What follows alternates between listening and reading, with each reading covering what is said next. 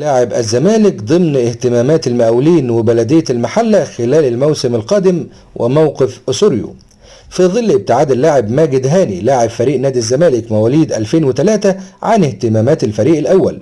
دخل اللاعب ماجد هاني اهتمام مسؤول المقاولين العرب من أجل التعاقد مع اللاعب خلال الموسم القادم لتدعيم خط الوسط في هذه الأندية،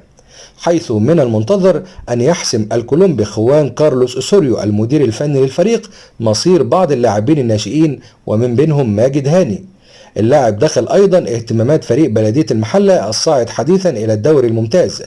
ولكن حتى الآن لم يقم أي منهما المقاولين أو البلدية بإرسال أي عرض رسمي لإدارة النادي، حيث من المنتظر أن يتم مناقشة العروض الرسمية إلى جانب موقف الجهاز الفني للفريق من اللاعب.